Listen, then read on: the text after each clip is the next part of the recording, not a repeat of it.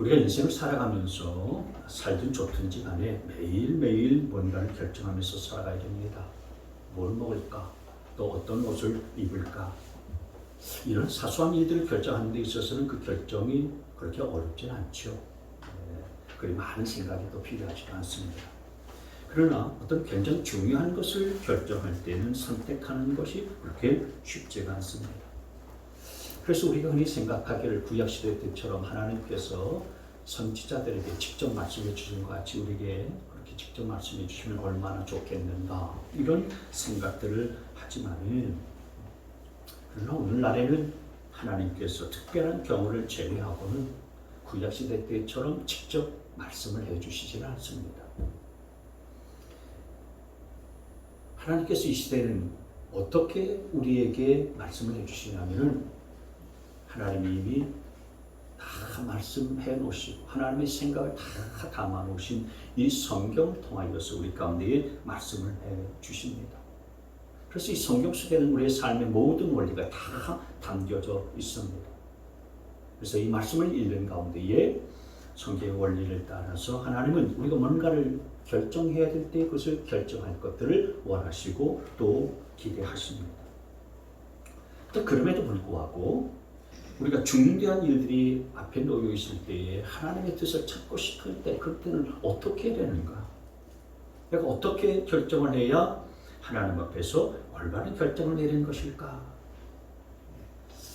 이런 그 의문이 들지 않을 수가 없습니다. 그래서 오늘 우리가 중대한 일들이 앞에 놓여 있을 때에 우리가 어떻게 결정해야 될 것인지 오늘 본문을 통해서 몇 가지 함께 말씀을 나누도록 하겠습니다. 자, 첫째로 우리가 중대한 일들이 앞에 놓여 있을 때는 내가 먼저 기도하는 사람이 되는 것이 굉장히 중요합니다. 오늘 본문 말씀을 가만히 보게 되어지면 이 본문 말씀은 사도 바울이 3차 전도 여행 이제 마지막 부분이죠. 지난 그 20장에서 우리가 본 것처럼 사도 바울은 밀레도에서 에베소에 있는 장로들을 다 모아놓고서 마지막 고별 설교를 했습니다. 그리고 그 밀레도를 떠나서 이제 예루살렘을 향해서 올라갑니다. 그 예루살렘을 향해서 갈 때 지금 이제 여러 장소를 들리고 거칩니다만은 사도 바울에 있어서 예루살렘에 가는 것은 굉장히 중요한 일이었어요. 그 일이 뭐 그렇게 대단하고 중요한 일인가 생각할 수 있지만은 그러나 이건 아주 중요하고 심각한 문제였습니다. 왜냐하면 사도 바울이 예루살렘에 올라가게 되어지면은 투옥당하고 환난당할 것을 사도 바울이 잘 알고 있었기 때문에 그렇습니다. 그래서 그곳에 올라가면 예루살렘에 가게 되어지면은 잡혀서 감옥에 갇힐 수도 있고 또 심지어는 죽을 수도 있는 그런 상황이었기 때문에 이 사도 바울에게 있어서 예루살렘으로 올라간다는 것은 아주 중요한 일이 아닐 수가 없는 거예요. 그 당시 사도 바울의 심정을 잘 알려주는 구절이 13절인데 13절에 보시면은 중간에 이야기를 했죠. 나는 주 예수의 이름을 위해서 예루살렘에서 결박을 당할 것뿐만 아니라 죽을 것까지도 각오가 있습니다. 그러니까 주 예수 때문에 예루살렘에 가서 자기가 결박당할 뿐만 아니라 죽을지도 모른다는 생각을 갖고 있었던 거예요. 근데 이런 상황임에도 불구하고 사도 바울은 조금도 두려워하지 아니하고 예루살렘으로 올라가는 길이었었던 겁니다. 그래서 예루살렘으로 향해서 올라가다가 여러 장소를 거치고 들려요. 그러다가 4절 말씀에 보게 되어지면 두로라고 하는 것에 이르렀는데 그 두로에 이르렀을 때에 사도 바울의 제자들이 이 사도 바울에 대해서 뭐라고 얘기하냐면은 중간 부분에 보면 그들은 성령의 지시를 받아서 바울에게 예루살렘에 올라가지 말라고 간곡히 말하였다. 그 사도 바울에게 이 제자들이 예루살렘에 올라가지 마세요. 예루살렘의 사정을 잘 알았을 것입니다. 이 제자들은 예루살렘의 분위기를 잘 알았을 거예요. 그리고 사도 바울이 그 예루살렘에 올라가면 어떻게 될 것인지도 잘 알고 있었기에 예루살렘으로 가지 마십시오라고 그렇게 만류하고 있었던 겁니다. 그러니까 예루살렘으로 올라가면 사도 바울이 감옥에 갇히게 될 것이고요. 심지어는 죽을지도 모른다는 것은요, 팩트예요. 이건 사실입니다. 그냥 가정이 아니고요. 엄연한 사실인데 중요한 것은 사도 바울이 이런 사실을 보다도 더 중요하게 여겼었던 것이 뭐냐면 바로 그것은 기도하는 것이었다라고 하는 거예요. 그래서 이렇게 제자들이 지금 만류하는 상황 속에서 사도 바울이 뭘 했냐면 5절 말씀에 5절 끝부분에 보시면은 우리를 성 밖에까지 배웅하였다. 바닷가에서 우리는 무릎을 꿇고 기도를 했다라고 말하고 있습니다. 바닷가에서 무릎을 꿇고 기도했다. 여기 우리는 사도 바울이 혼자 예루살렘을 가는 것이 아니고 일행이 함께 있었죠. 그래서 지난 20장 우리가 살펴볼 때에 의사였었던 누가도 있었고 그리고 7사람 동행자가 함께 있었다라고 했습니다. 그러니까 이 두로에 있는 제자들이 이 사도 바울 일행이 예루살렘에 가는 것을 만류함에도 불구하고 사도 바울은 바닷가에서 무릎을 꿇고서 하나님 앞에 기도했다라는 거예요. 여러분 중대한 일들을 앞에 놓고서는 반드시 기도하셔야 됩니다. 아멘. 예수님께서도 우리의 죄짐을 짊어지고서 우리의 죄를 대속하기 위해서 십자가의 무거운 짐을 짊어지셨을 때 어떻게 하셨습니까?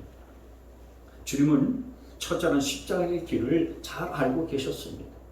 십자가에서 당하게 되어질 그런 모욕과 수치와 그리고 고통을 다 알고 계셨습니다. 그 큰 일들을 그 중차대한 일들을 앞에 두고서 주님께서는 어떻게 하셨습니까? 누가복음 22장 말씀에 보시게 되어지면은 예수께서 고뇌에 차서 더욱 간절히 기도하시니 땀이 핏방울같이 되어서 땅에 떨어졌다. 주님께서는 땀이 핏방울이 되도록 간절하게 기도하셨다라고 말씀했어요. 그리고 제자들에게도 기도를 부탁했는데 제자들은 기도하지 않고 잠만 자다가 시험에 빠졌어요. 여러분 중요한 일들 앞에 놓여 있을 때에 중대한 결정을 해야 할 때에 어떤 것보다도 여러분 기도부터 할 수 있게 되어지기를 바랍니다. 일이 안 되면 안 될수록 마음이 쫓겨서 기도하는 것이 쉽지가 않겠지만은 그러나 기도해야 답이 나와요. 기도해야 그 문제로 인해서 내 신앙도 더 성숙하게 되어지고 하나님의 살아계신 역사도 경험하게 되어지는 것입니다. 따라서 여러분 인생의 큰 일이 크면 클수록 더 기도해야 되는 것입니다. 최하진 교수님이라는 성악가가 있어요. 이분이 어린 시절에 아버지가 사업이 실패해서 아주 굉장한 가난과 그리고 어려움에 빠져서 살았습니다. 방 한 칸에 10식구가 살았으니까요. 말할 수 없는 거죠. 빚쟁이에 시달리면서 대학 진학은 꿈도 못 꾸는 그런 환경이었습니다.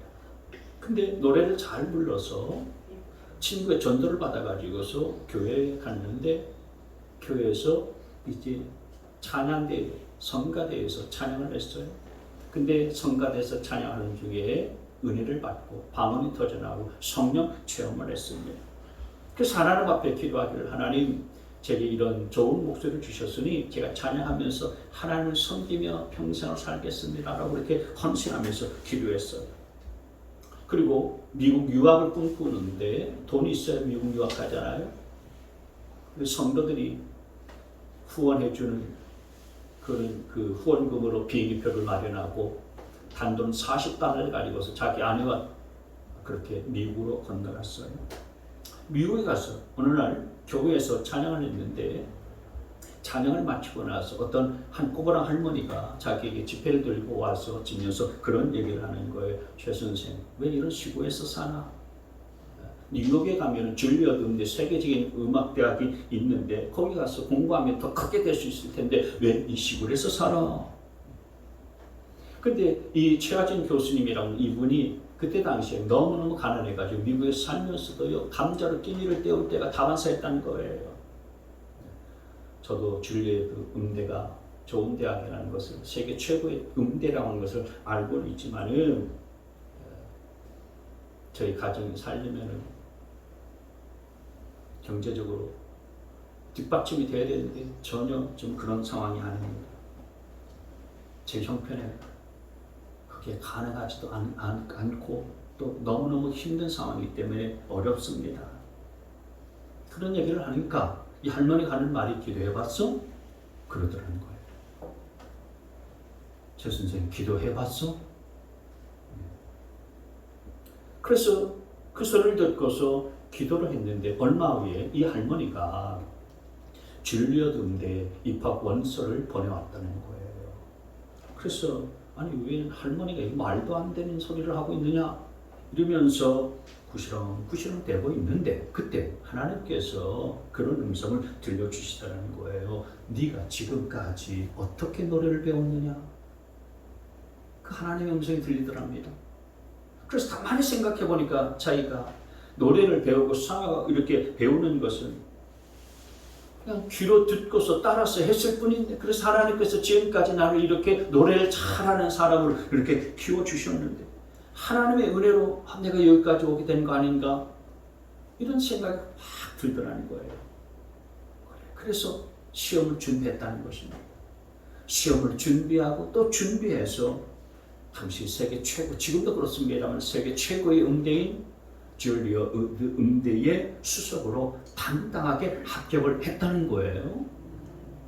그런데 뉴욕의 줄리어 음대에 합격했으면 한 것은 정말 기적 중에 기적이었지만 뉴욕에서 살려면은 물가가 워낙 비싸니까 생활비며 아파트비며 학비며 이걸 어떻게 되겠냐 이거예요. 난감해 있었습니다. 그래서 아내 몰래 그냥 바깥에 나가서 엉엉 울면서 하나님 앞에, 하나님 제가 뉴욕에 가서 음악 공부를 하고 성악가로 하나님이 주신 비전을 이뤄가려면 적어도 25,000달러가 필요한데 제게는 아무 돈 한 푼도 없습니다. 그러니 하나님 25,000달러 주세요.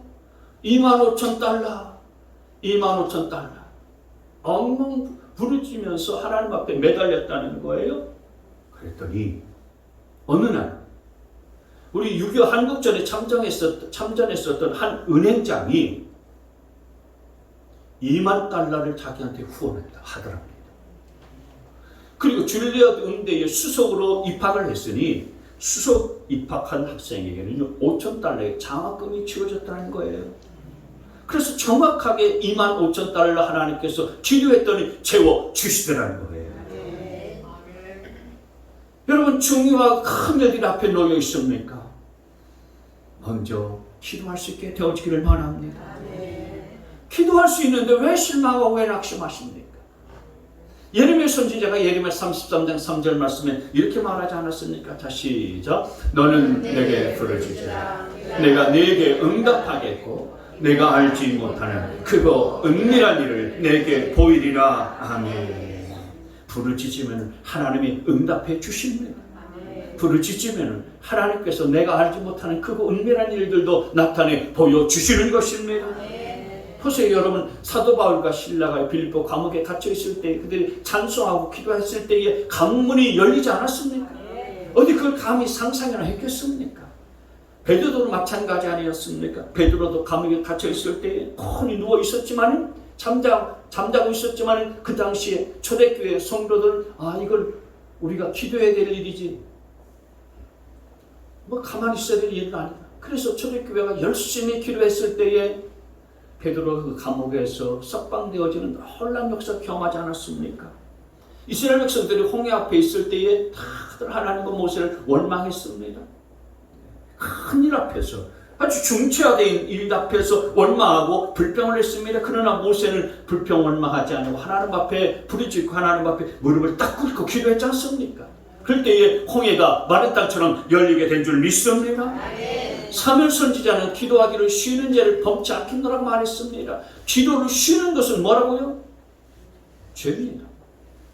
그러니 기도하기를 쉬는 죄를 나는 결코 범치 않겠다, 그렇게 말했습니다. 다니엘도 한 나라를 다스리는 총리 대신이고 국사에 바쁘고 분주하게 말할 수 없었지만 그러나 하루에 3번씩 고국 땅인 예루살렘을 향하여서 창문을 열어놓고 기도하는 것들을 소홀히 하지 아니했어요. 여러분 문제 해결의 길은 기도인 것을 믿으시기를 바랍니다. 기도는 최후의 수단, 하다가 안 돼서 마지막에 하는 최후의 수단이 아니라 가장 먼저 해야 될 최우선적으로 해야 되는 것을 기억하시길 바랍니다. 문제 해결의 지름길이고 문제 해결을 하는 열쇠가 타는 거 아니고 기도예요.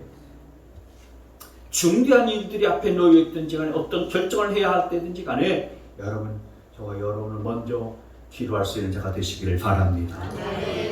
두 번째로, 중대한 일들이 앞에 놓여 있을 때 우리는 감정이 아니라 성경의 원리를 따라서 귀를 기울일 필요가 있습니다. 같이 한번 읽습니다. 시작. 감정이 아니라 성경의 원리에 귀를 기울여야 한다. 여러분 가만히 생각해 보세요. 지금 4절에 나와 있는 둘에 있는 많은 제자들이 7일 동안이나 사도 바울을 만류를 했어요. 만류하는 이 제자들을 뿌리치고 예루살렘으로 나가려고 하는 이 사도 바울의 심정은 얼마나 지쳤겠습니까? 결국 자기가 고집을 부려서 예루살렘을 향해서 떠나갔지만은, 그러나 제자들이 그 만류하는 그 모습이 눈에 선하지 않았겠습니까? 그리고 마음에 얼마나 갈등이 컸겠습니까? 야, 내가 과연 맞게 결정했나? 그리고 야, 저 제자들의 말을 들을 걸 그러지 않았나? 내가 정말 예루살렘에 가서 죽기라도 하면 저 제자들은 누가 돌봐주고 또 누가 챙겨줄까? 사도 바울의 마음은 감정적으로 굉장히 가라앉아 있었을 거예요. 그래서 사도 바울이 그때 가이사랴에 있는 빌립 지사님에게 갑니다. 빌립 지사님, 그 빌립 지사님 그 20년 만에 이제 만나게 되니까, 그래도 그 빌립은 내 마음을 좀 알아줄 거야, 이해해 주겠지?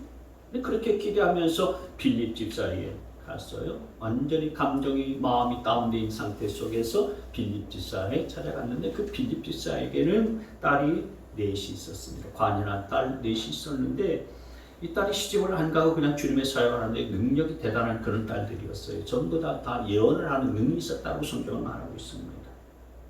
사도 바울은 지금 위로를 받으러 갔습니다. 딸들이 많으니까 내게 음식도 해주고, 그리고 상처받은 감정을 잘 또 위로해 주겠구나, 이런 기대를 갖고서 갔는데 웬일입니까? 설상가상입니다. 빌립 지사하고 이때 내 딸이 합세해서 예루살렘에 올라가지 말라고 말리는데, 그것도 간곡하게 말리고 있습니다. 울면서 말려요. 울면서 말립니다. 13절을 다시 보시면은, 왜들 이렇게 울면서 내 마음을 아프게 하십니까? 나는 주 예수의 이름을 위해서 예루살렘에서 결박을 당한 것뿐만 아니라 죽을 것까지도 각오하고 있습니다. 그러니까 이 빌립 지사하고 이 내 딸이 그냥 말리는 것이 아니라 울면서 간곡하게 말리는 거예요. 한 여자도 아니고요, 네 여자가. 여러분 남자들은요, 여자가 울면은 그 여자의 눈물 앞에서 마음이 약해지고 심이 그냥 무너지지 않습니까? 그러니 가만히 생각해 보면은 사도 바울의 감정이 얼마나 흔들렸겠습니까? 여러분 사람의 인격은 지정의로 나뉘어지죠. 근데 지정의, 지적인 것, 정적인 것, 의지적인 것, 이것으로 우리의 인격이 구성이 되어져 있는데, 중대한 어떤 결정을 내릴 때에 어떤 것이 결정적인 영향을 미치는지 아십니까? 지식이겠습니까? 감정이겠습니까? 의지겠습니까?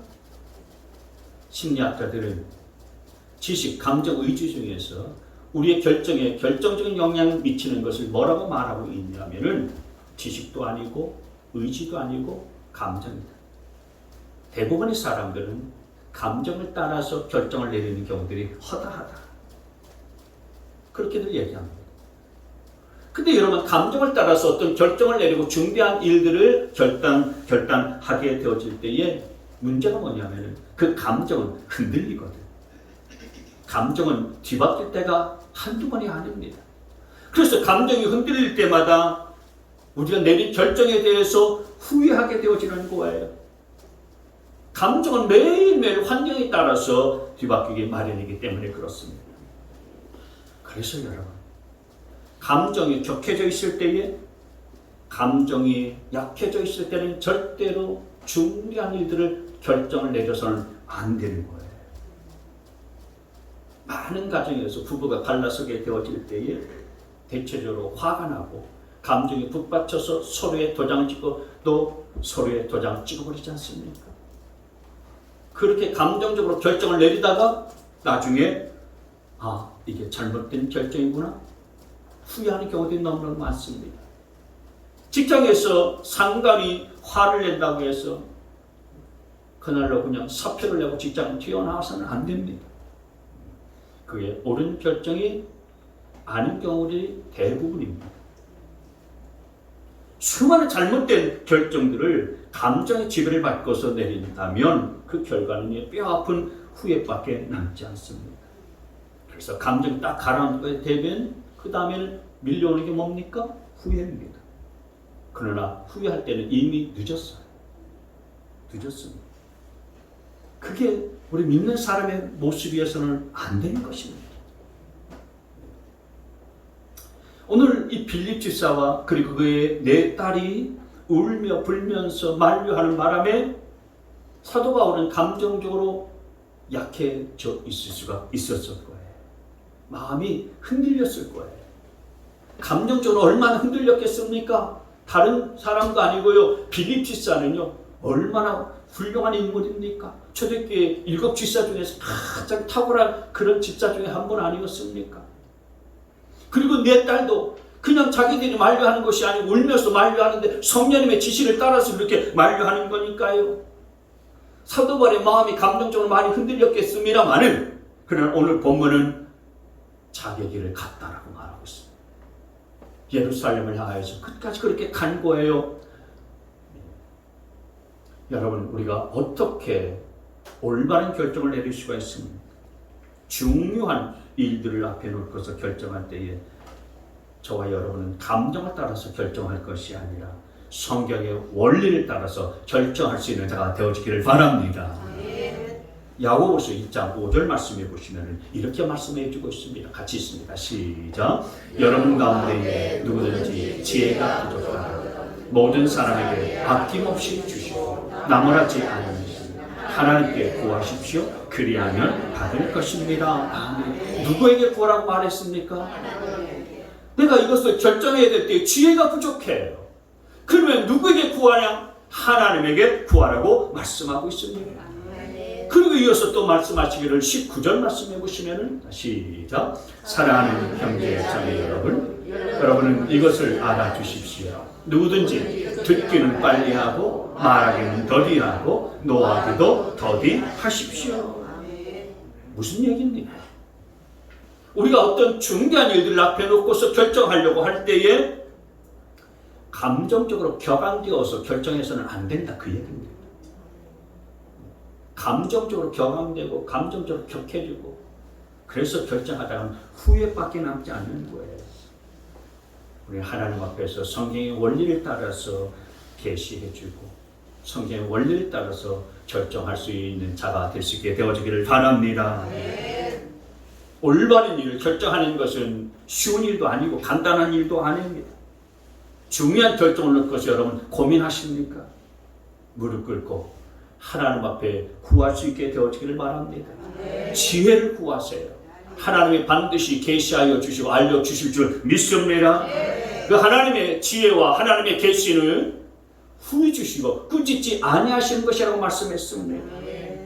여러분, 우리 인생은 결정의 연속입니다. 우리가 어떻게 올바른 결정을 내릴 수 있을까요? 주의 소리보다도 하나님의 음성에 귀를 기울이셔야 됩니다. 감정에 의해서 결정하기보다는 성경의 원리, 성경에서 하나님이 뭘 말씀하시는가 하는 것에 귀를 기울여서 결정할 수 있는 저와 여러분 되시길 주의 이름으로 축복합니다. 세 번째로 이 중요한 일들을 앞에 놓고서 우리는 환경에 의해서가 아니라 사명의 귀를 기울여서 결정할 수 있어야 되는 것입니다. 다시 시작. 환경이 아니라 사명의 귀를 기울여야 합니다. 오늘 예루살렘으로 올라가는 것에 대해서 많은 사람들이 만류를 뿌리치고서 사도 바울은 그렇게 가고 있지만 그게 쉬운 것이 아닙니다. 방금 우리가 말씀 나눴습니다만 두로에 들렸더니 그 두로에 있는 사도 바울의 제자들이 사도 바울을 만류했습니다. 7일 동안이나 만류했습니다. 바닷가에서 눈물로 기도하고 그들을 겨우 떼놓고서 이제 가이사랴에 왔습니다. 가이사랴에 와서 빌립 집사와 그 4명의 딸들을 통해서 마음이 좀 추스러지고 위로받겠거니 했는데 오히려 그들이 연합작전으로 함께 예루살렘에 올라가면 안 됩니다. 그렇게 자꾸 만류하는 것입니다. 그것도 모자라서 이제는 아가보라고 하는 예언자가 내려와서 뭐라고 하냐면 자기의 허리띠를 딱 풀더니 자기 자신의 손과 그리고 발을 꼭꼭 묶으면서 이렇게 이야기를 합니다. 11절 중간에 보시면은 유대 사람이 예루살렘에서 이 허리띠 임자를 이와 같이 묶어서 이방 사람의 손에 넘겨줄 것이라고 성령이 말씀하십니다. 그러니까 이 아가보라고 하는 이 예언자까지 와서 예루살렘으로 올라가게 되어지면은 이방 사람들의 손에 넘어갈 것이라고 성령님께서 내게 말씀하셨습니다라고 이렇게 전해주는 거예요. 근데 거기서 끝나지 않고요. 또 사도 바울에 있어서 아주 큰 영향을 미친 사람 중에 한 사람이었었던 누가, 의사 출신인 이 누가도 사도 바울이 예루살렘을 향해서 가는 일들을 만류합니다. 12절 말씀에 보시면 이 말을 듣고 그곳 사람들과 함께 우리는 바울에게 예루살렘으로 올라가지 말라고 간곡히 말하였다, 만류하였다. 여기 우리는에 누가 포함이 되냐면은 바로 누가가 포함이 되어 있어요. 누가는 의사 출신 아닙니까? 의사 출신이기 때문에 몸이 약한 사도 바울을 늘 옆에서 돌봐주고요. 그리고 진찰도 해주고 치료도 해주었었던 그런 역할을 했었던 자였습니다. 그러니까 누가는 사도 바울의 사역에 있어서 아주 중요한 그런 인물이었죠. 그러나 누가는 상당히 아주 냉철한 사람이었고 판단력이 뛰어난 그런 사람이었어요. 지식을 갖춘 사람이었습니다. 그런 누가조차도요. 사도 바울이 예루살렘으로 올라가는 일들을 만류를 했어요. 근데 여러분 중요한 것은 이들이 만류를 하는데 성령의 지시를 받아서 만류했다고 성경은 말하고 있습니다. 4절 말씀에 보시면은요. 4절 말씀에 보시면은 우리는 두로에서 제자를 찾아서 만나고 거기서 1회를 머물렀다. 7일 동안 머물렀는데 이 두로의 제자들이 이 사도 바울을 만류할 때 성령의 지시를 받아서 바울에게 예루살렘에 올라가지 말라고 간곡히 말했다라고 이렇게 말하거든요. 성령의 지시로 사도 바울을 말렸다 그 얘기입니다. 그런데 여러분 잘 살펴봐야 되는 것은 성령께서 두로에 있는 이 제자들과 그리고 좀 전에 아가보 예언자도 성령께서 내게 말씀하시기를 예루살렘에 가면 이런 일들 다 하니까 올라가지 말라고 말씀하셨습니다라고 그렇게 이야기를 했잖아요. 성령의 지시와 성령의 감동이 있었다는 거예요. 그런데 여러분 잘 기억해야 할 것은 성령께서 두로의 제자들에게 그리고 이 아가보라고 하는 예언자에게 말한 것은 예루살렘에 올라가게 되어지면은 환난을 당할 것이다. 감옥에 들어갈 수 있을 것이다. 내가 죽을 수도 있을 것이다 라고 말하는 것이지 예루살렘에 올라가지 마라고 성령께서 말씀하신 것은 아니었다라는 거예요. 이해가 되십니까? 성령님이 이 두로의 제자들이 지금 사도 바울을 만류하고 아가보 예언자도 만류하고 빌립 지사와 그리고 4명의 그 딸들도 만류하게 한 것은 예루살렘에 가면 환난이 기다리고 있다는 것을 얘기하는 것이지 예루살렘에 올라가면 안 돼! 이렇게 예루살렘에 올라가는 것 자체를 성령께서 지시하시고 감동을 준 것이 아니었다라고 하는 거예요. 그러니까 지금 그 예루살렘으로 올라가지 말라고 하는 말은 누가 한 거냐 그러면 성령이 그렇게 말씀하신 것이 아니면 그 말은 누가 한 거냐? 그것은 하나님이 아니고 성령이 아닌 바로 그 사람들이 한 거죠. 그 사람들이 한 것입니다. 사람들의 소리였었던 거예요. 그렇다면 성령님께서는 왜 그 사람들을 감동해서 그 사람들에게 지시해서 사도 바울에게 예루살렘 올라가지 말라고 그렇게 만류하게 하신 걸까요? 거기 가서 왜 환난이 있다라고 알려주신 걸까요? 예루살렘에 가게 되어지면 감옥에 갇힐 것이라고 어려운 일들 당하게 될 것이라고 성령께서 알려주신 이유는 뭐겠습니까? 그건 다른 게 아닙니다. 사도 바울의 마음을 준비시키기 위함이었어요. 그리고 남아있는 교회 성도들의 마음을 잘 준비시키기 위한 것입니다. 사도 바울이 없이 너희들 이제 스스로 이제 너희들 교회를 세워나가야 되고 또 믿음의 사람들을 잘 돌보고 세워나가야 될 준비를 해야 된다. 그리고 사도 바울에게는 바울아, 네가 예루살렘에 가면 이제 이 땅을 영영히 떠나게 될지도 모르니까 마음의 준비를 잘 하도록 해라.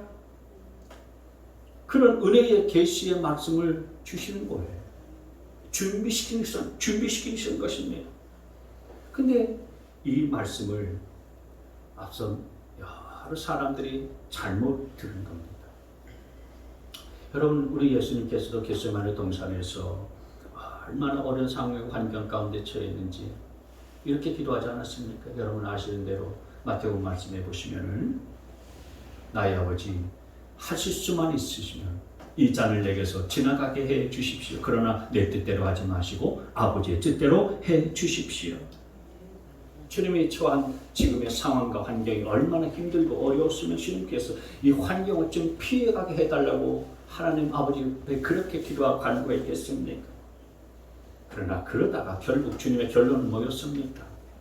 내 뜻대로 하지 마시고 아버지의 뜻대로 해 주십시오. 그러면서 우리 주님은 그 환경 이기셨습니다. 십자가라고 하는 고통의 환경을 이기시고 괴로움의 그 환경을 이겨내셨던 거예요. 사도 바울도요, 자신의 그 환경을 이겨냈다라고 말하고 있는 것입니다. 지금 수많은 사람들이 만류합니다. 눈물을 흘리고요, 그리고 자기를 붙듭니다. 의사인 누가조차도요 만류합니다. 성령의 계시가 있었고 성령의 지시가 있었다라고 그렇게 들먹입니다. 그러니까 참으로 뿌리치기 어려운 그런 환경과 상황이었음에도 불구하고 사도 바울은 예루살렘으로 기어코 올라갔습니다. 왜요? 생명보다도 은혜의 복음을 증가하는 그 사명이 더 중요했기 때문인 줄 믿습니다. 환경보다도 사명이 더 중요했었던 거예요. 우리 주님께서도 그가 처한 고통스러운 환경보다도 십자가를 짊어지는 그런 상황보다도 사명, 모든 인류를 구원하고자 하는 그 사명이 더 중요했었기 때문에 그 환경을 이겼다고 성경을 말씀하고 있지 않습니까? 우리가 이 땅에 살면서 정말 어려운 환경 가운데 처할 수가 있습니다. 나로 하여금 하나님의 뜻과는 반대되어지는 그런 결정을 내리라고 많은 압박을 당할 수도 있습니다. 많은 충고도 들 수가 있습니다. 근데 그런 어려운 환경과 그리고 여러 가지 주변의 상황들을 이겨나가고 극복하고 하나님의 뜻을 따라서 결정을 내릴 수 있는 비결은 뭐겠습니까? 그건 여러분 다름이 아니라 우리가 환경에 따라서 결정하지 않냐고 순간순간마다 매 순간 중요한 결정을 내려고 하는 순간마다 하나님께서 내게 주신 그런 신분, 내게 주신 사명을 따라서 결정할 때에 그 축복이 저와 여러분의 것이 된다는 사실들을 기억하시기를 바랍니다. 여러분 창세기 말씀에 야곱과 리브가를 가만히 보세요. 야곱은 뱃속에 있을 때부터 하나님의 사명을 받고서 태어난 자였습니다. 쌍둥이 에서, 형 에서와 자신 야곱이 어머니 뱃속에 있을 때 하나님께서는 야, 너는 만민을 축복할 나의 축복의 통로가 되라 하나님께서 그렇게 계시하셨고 가르쳐 주셨습니다. 그래서 그는 평생 그 사명을 붙들고서 기다려왔습니다. 근데 왜 이들이 타협하고 거짓말을 했을까요? 어느 날 부엌에서 가만히 들어보니까 아버지 이삭이 에서를 불러서 너 사냥해서 내게 좋은 고기 음식을 갖다 바쳐라. 그러면 내가 너를 축복하마. 그 이야기를 들은 거예요. 그 이야기를 듣고 그런 환경 가운데 있으니까 마음이 다급해지고요. 마음이 쫓기듯 급해졌습니다. 그래서 자기의 사명을 잊어버리고서 하나님의 말씀을 잊어버렸습니다.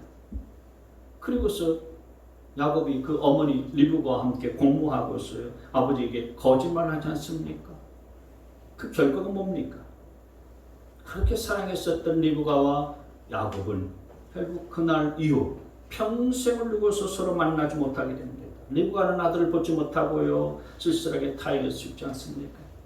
타지에서 쓸쓸하게 죽어요. 거짓말의 결과죠. 여러분, 우리가 환경의 지배를 받아서 선택할 때 우리에게 남아있는 것은 실패밖에 아무것도 남지 않습니다. 환경에 의해서 뭔가를 결정하지 말고 사명을 따라서 사명에 의해서 결정할 수 있게 되어지기를 바랍니다. 여러분, 하나님께서는 저와 여러분을 빛으로 부르셨습니다. 근데 언제나 우리는 우리의 마음속에 꼼수를 숨겨두고서 삽니다. 내가 말은 믿음으로 산다라고 말하고 이야기를 합니다. 그리고 또 어느 정도 믿음으로 살기는 합니다. 그러나 마지막에 환경이 급박해지고 다급한 순간에 딱 오게 되어지면은 언제나 환경에 지배받는 쪽으로 선택해버리고 결정해버리는 저와 여러분들 아닙니까? 우리가 지나간 과거들, 지나간 삶의 모습들 가만히 되돌아보면 보시면은 내가 뭐에 근거해서 매 순간순간마다 중요한 일들을 결정할 때에 결정을 내리는가? 가만히 생각해 보세요. 내가 사람의 소리에 내가 귀를 기울이면서 결정을 내리는 것이 아니었나? 또는 감정에 사로잡혀서 내가 중대한 일들을 결정하고 결단하지는 않았었는가? 또는 내 지식과 내 경험, 얄팍한 그런 술수에 의지해서 환경에 밀려가지고 실패하는 결정을 내리지는 않았었는가? 저와 여러분은 그런 것에 의해서 결정을 내리는 자가 되지 않고 하나님의 음성을 듣고 하나님의 말씀을 들으면서 결단하고 결정을 내릴 수 있는 자가 되어질 수 있게 되어지기를 바랍니다. 오늘 사도 바울을 통해서 우리 가운데 들려주시는 주님의 음성을 들으실 수 있게 되어지기를 바랍니다. 저와 여러분의 남은 인생 가운데 우리에게 찾아오는 결정의 중요한 순간들을 앞에 두고서 여러분, 우리는 더 하나님의 음성에 귀를 기울일 수 있기 위하여서 무릎 꿇을 수 있는 자가 되어주시기를 바랍니다. 성경의 원리, 감정이 아니라 성경의 원리를 따라서 뭔가를 선택하고 결정을 내릴 수 있는 자가 되어질 수 있게 되어지기를 바랍니다. 환경에 의해서가 아니라 사명에 의해서 저와 여러분들이 하루하루를 결정하는 삶을 살아갈 수 있게 되어지기를 바랍니다. 그럴 때 저와 여러분의 삶의 길들이 열려지고요, 올바른 결정을 내리면서 복된 삶을 누리게 되는 저와 우리 모두가 다 되어지리라 믿습니다.